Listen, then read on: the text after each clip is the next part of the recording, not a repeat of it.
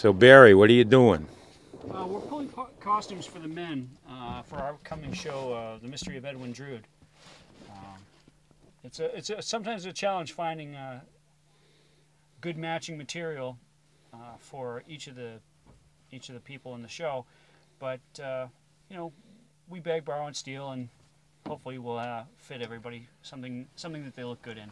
Are you finding things that are appropriate? This is you're looking for period costume, right? Yes, period costume, fit, and character. Not everybody dresses sharp. You've got people in lower class, people in upper class, so you have to have a range of materials available. Now in this show, it's a play within a play, so you've got multiple characters, right? Yes, each of us plays both a character in the show and a character portraying that character in the show. And do these characters all have different costumes, or? In most cases, yes. So there'll be a lot of costume changes. For everybody. So, it'll be a challenge for everybody. So have you found anything that fits? Yeah, a little bit. Found a nice tux coat with tails, period costume piece to go with costume pieces I already have. We're looking for other people right now. We're looking for our castmates at the moment. Oh, all right. So you're working off the sheets that Vanessa has out there? Yeah, it's the only way to keep it organized. What people need and what style, what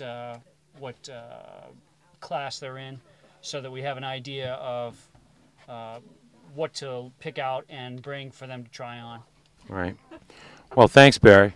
So Vanessa, what's the next step? What do you, after we pull these costumes, then what do you do? The next step, which we're actually about to do right now, is we're going to take everything that we've got in here, bring it out to the stuff that's already out there, and we're going to go through it and try to mentally count and calculate if we have pulled enough for people to try on. And then tonight people try it on, and if it fits, we label it, and that's their costume. So will you have to make any costumes from scratch for this show? I'll be making my costumes because I'm a historical costumer anyway. So I will be making mine, and then I will be making bustles with the assistance of a couple other people. And then I will be taking the skirts and I will be tucking them in the back and tucking them in the front to create the bustle look with overskirts. All right. Well, thanks a lot.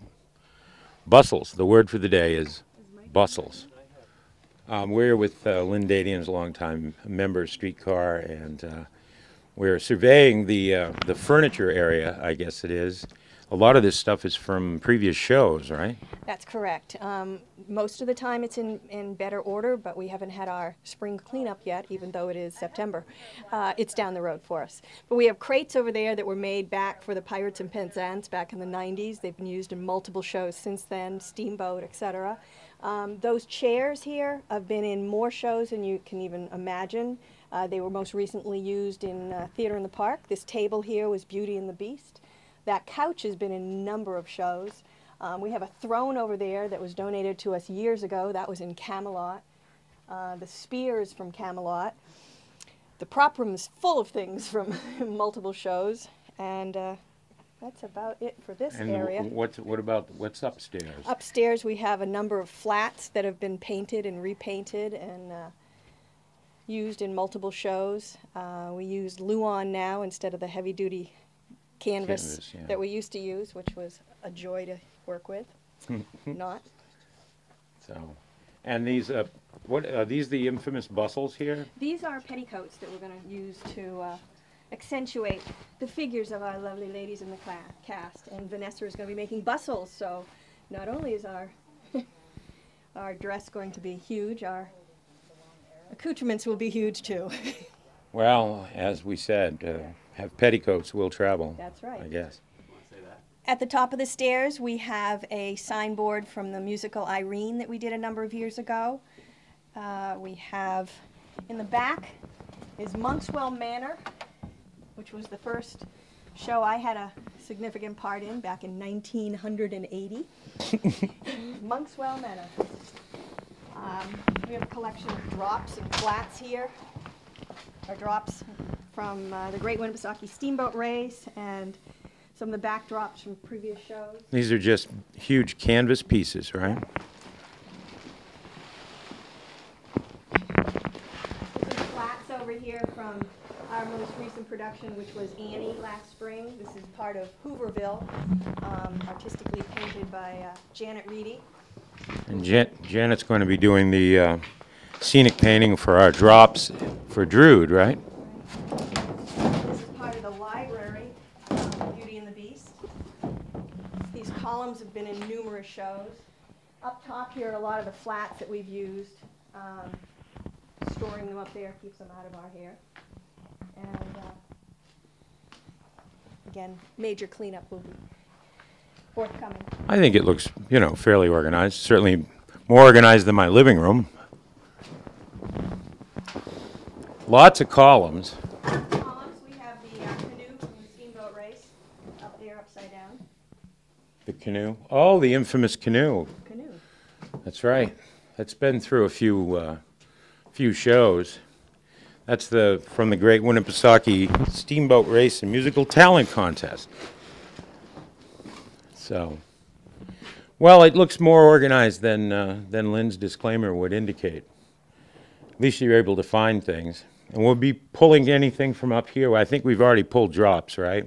Yeah, Rick and I got that. So we got to get those painted. That'll be next on the list of things that I need to get done, so that we can get the canvas drops to the scenic painter with the design that Rick has come up with. So it's moving along.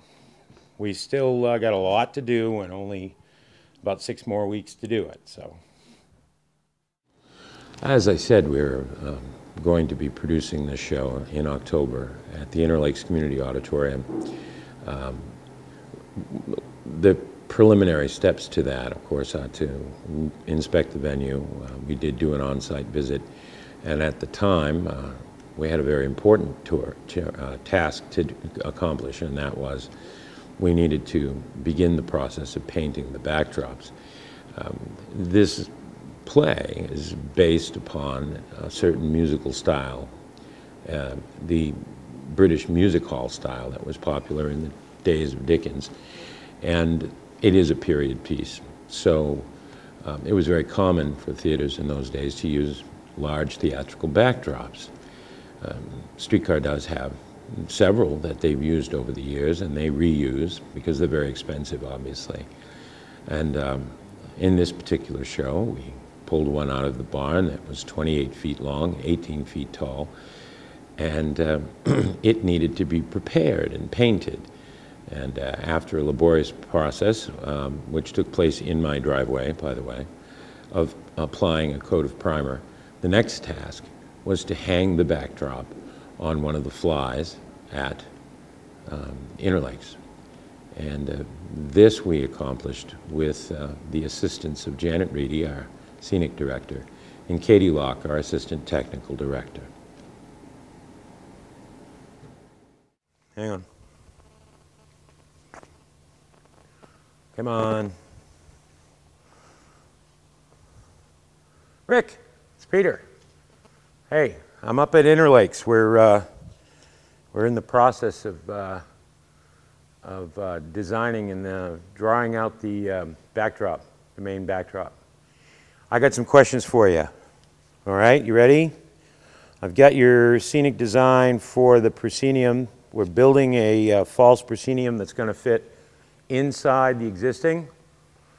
How many feet back is it going to be from the existing? So about 5. All right, so that'll work. And you've got the opening marked as 24 feet wide. Do you happen to know how tall? Well, we've got this 28 by 18 drop that they're painting right now. Janet has projected the drawing onto the backdrop, and they're tracing it with Sharpies meticulously as we speak. But we need to know what the reveal is going to be, how much of it is going to be seen by the audience. Yeah. 16. So 16 from floor to the bottom edge of the proscenium.